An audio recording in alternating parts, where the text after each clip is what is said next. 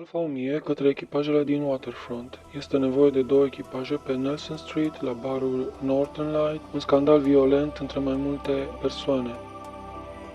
Suntem Delta 420, suntem în Waterfront, mergem noi.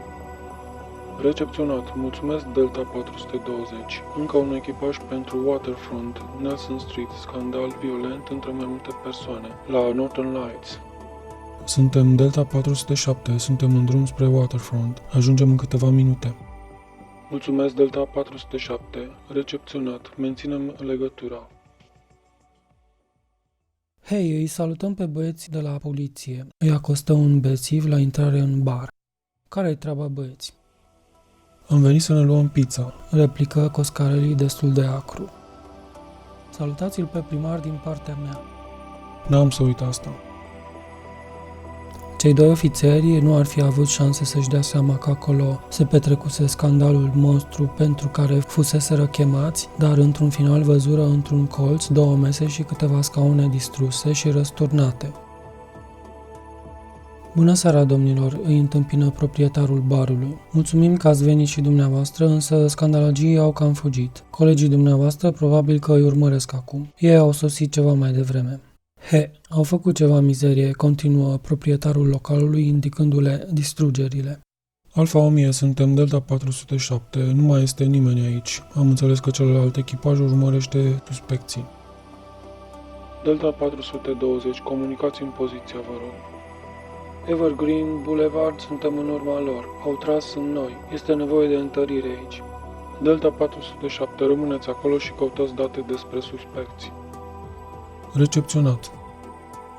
În timp ce Coscarelli conversa cu proprietarul localului, Jason, care se simțise parcă urmărit tot timpul de când intraseră acolo, își rotea privirile împrejur fără un scop anume. Nu pare chiar ultima cârciumă. Oameni vrednici de ultima cârciumă însă populaseră localul în acea seară, tulburând liniștea celorlalți clienți care îi făcuseră chiar o impresie bună. Continuând să observe ambianța acum foarte discretă a barului și pe cei care supraviețuiseră tărăboiului, atenția lui rămase în cele din urmă focalizată asupra unei fete, care și ea părea că îl studiază pe el cu la fel de multă curiozitate. Îi părea cunoscută, însă nu-și putea aminti unde o mai văzuse. Putea la fel de bine să fie doar o impresie de-a lui. Multe puștoace au un aer blazat și puțin arogant, iar din această cauză ți se pare întotdeauna că nu le vezi pentru prima dată. De fapt, atitudinea este aceea pe care ai mai văzut-o frecvent. Apoi își aminti că are o vecină în Magnolia care arăta cam la fel. Probabil că au aceeași expresie, fiindcă trec prin aceleași experiențe. Era frumoasă. Polițistul nu pierdu prilejul de a-i vizualiza trăsăturile fine. În drept răspuns, ea își coborî ochii în pământ și îi ridică din sprâncene. Expresia ei era acum schimbată, iar chipul ei era luminat de un zâmbet misterios pe care ofițerul îl găsit destul de ciudat pentru vârsta ei. Uneori vezi câte un astfel de zâmbet pe nepregătită și îți dorești să nu-l mai uiți niciodată, să-l poți lua cu tine o vreme în mintea ta. Observă apoi și faptul că cei în compania cărora se afla fata, 2 bărbați pletoși cu aere de superstar și o altă tânără, erau de o vârstă diferită de a ei. Fusese răpit de frumusețea fetei și destul de impresionat de atenția pe care ea i-o acordase, iar faptul că prezența ei acolo era vrednică de incidența legii, aproape îi scăpase neremarcat. Bună seara, li se adresă el. Sper că aveți o seară agreabilă, cel puțin în momentul ăsta.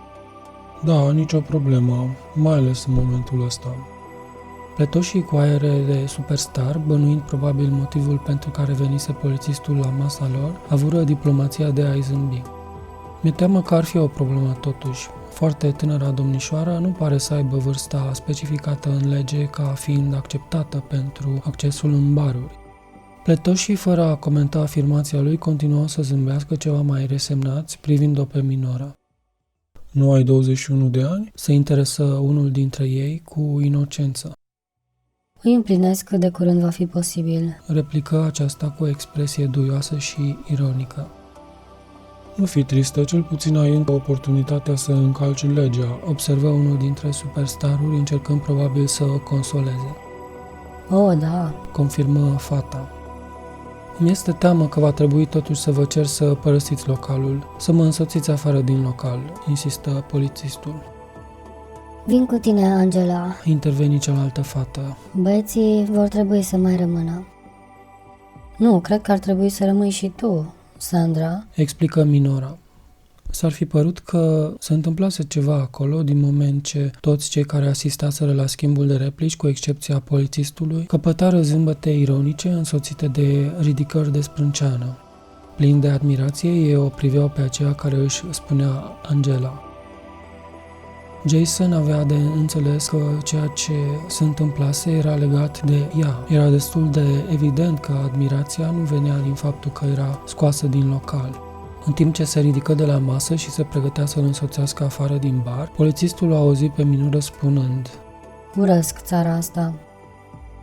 Se gândi la faptul că nu auzi în fiecare zi urăsc țara asta spus atât de duios, senzual și languros, cu o strâmbătură dulce din nas, plină de satisfacție și abia își stăpâni un zâmbet. Avea senzația, ca și ceilalți probabil, că voi să se spună cu totul altceva.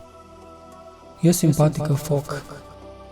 Ar trebui să candidez la președinție ca Alice Cooper. Se auzi în urma lor. Avem nevoie de voi, puștilor, la guvern.